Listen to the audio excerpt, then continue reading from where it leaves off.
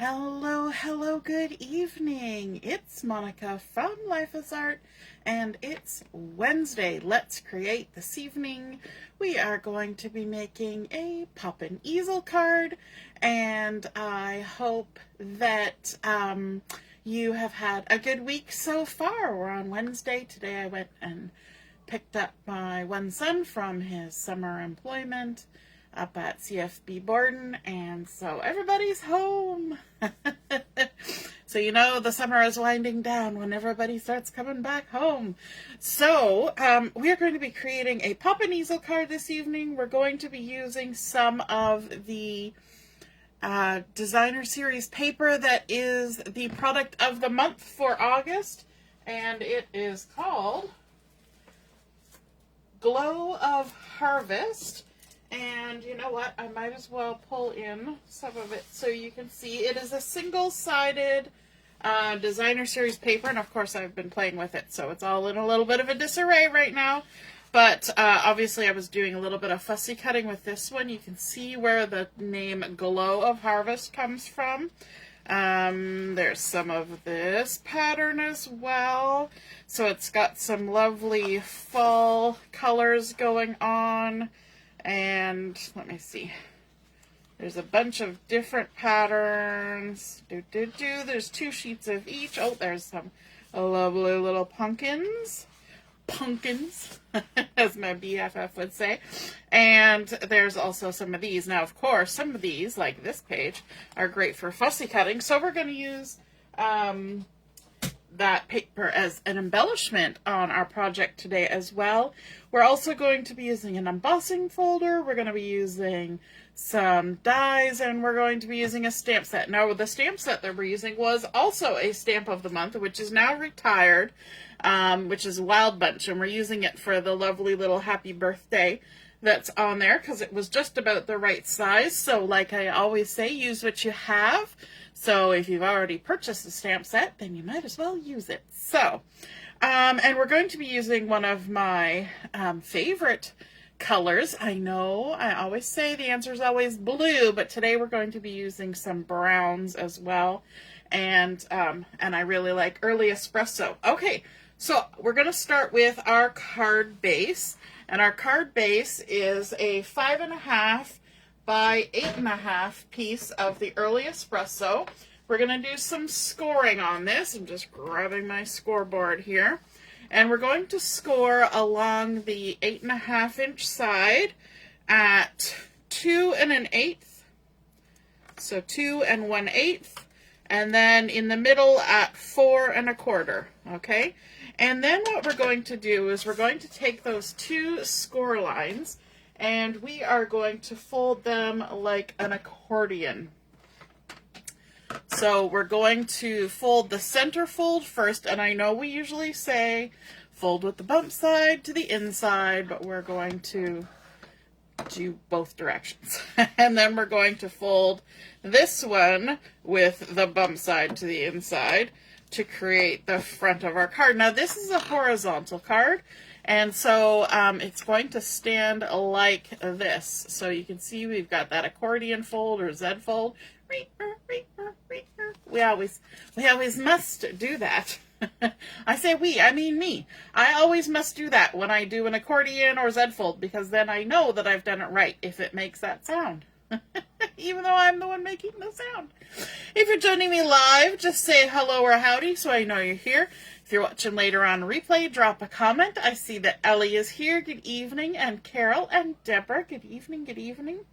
So we're going to open this back up so we can do some decorating.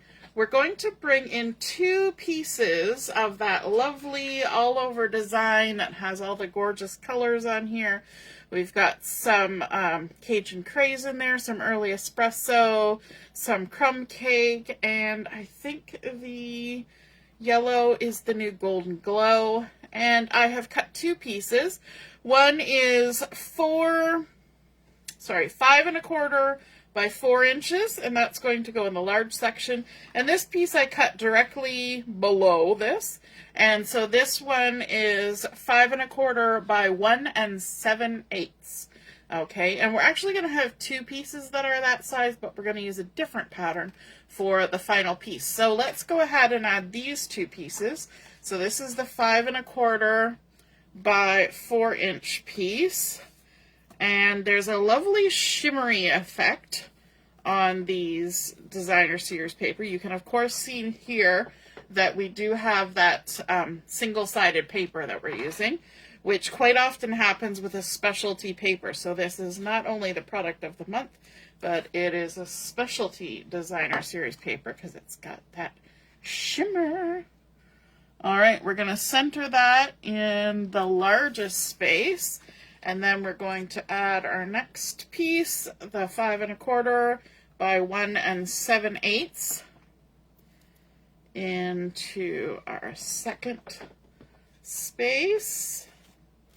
I'm using my Take Your Pick tool to peel those backings off.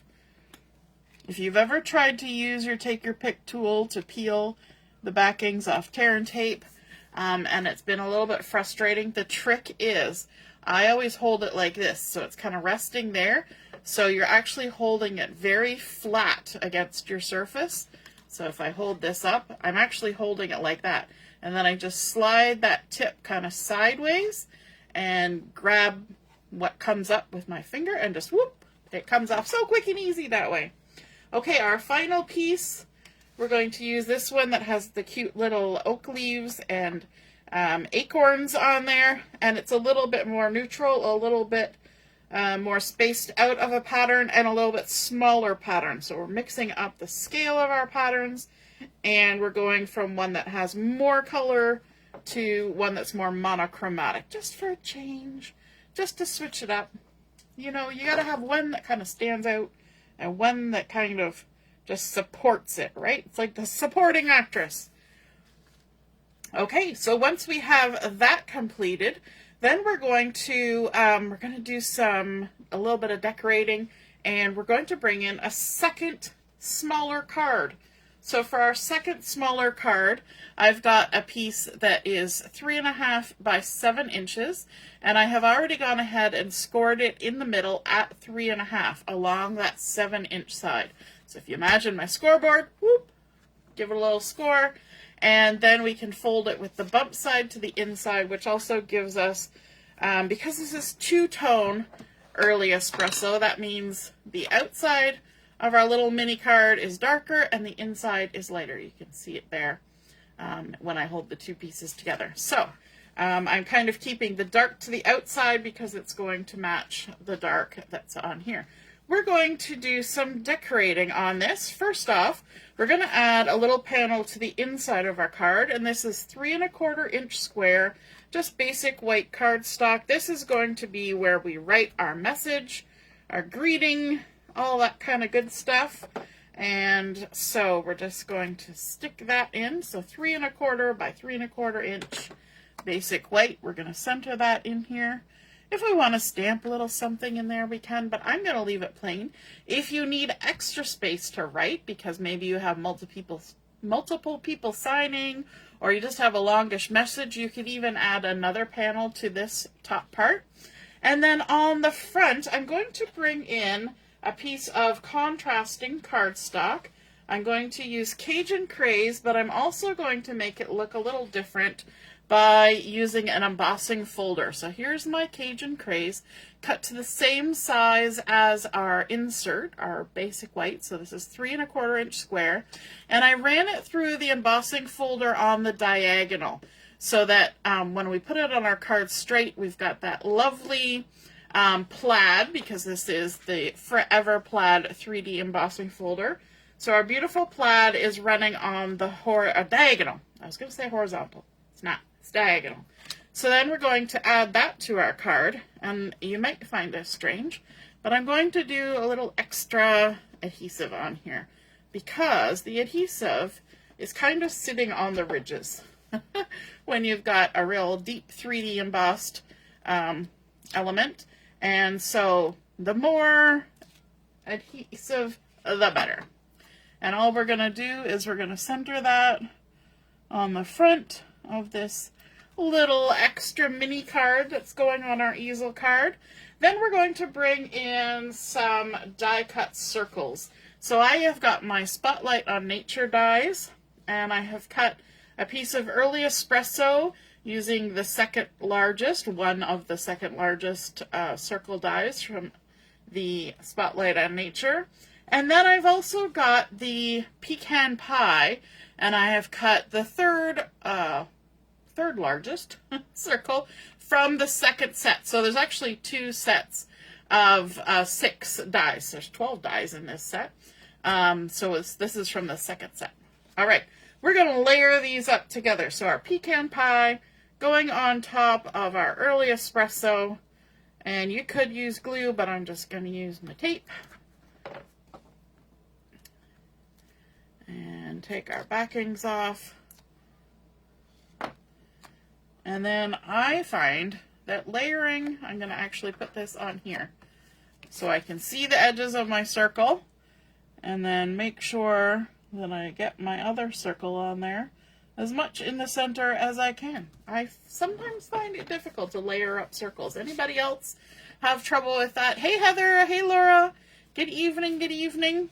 So we're going to add this onto the front here, and I'm going to do that with some dimensionals. So I've got my dimensionals here. Just going to pop a few on there. We're going north, south, east, west, and maybe one in the middle for good measure. There we go. Take our backings off. There we go. And I'm going to do the same thing. I'm going to use my tweezers to help me try and center this, and it should just touch the early espresso on all the corners. So we don't see a lot of that embossing there, but we know it's under there. And I think by putting it on the diagonal, you do actually get to see that it is embossed plaid more than if we put it squarely through the embossing folder. So it's a little bit of a tactic. If you know you're only going to see a little bit of it, that diagonal really helps show off the pattern more.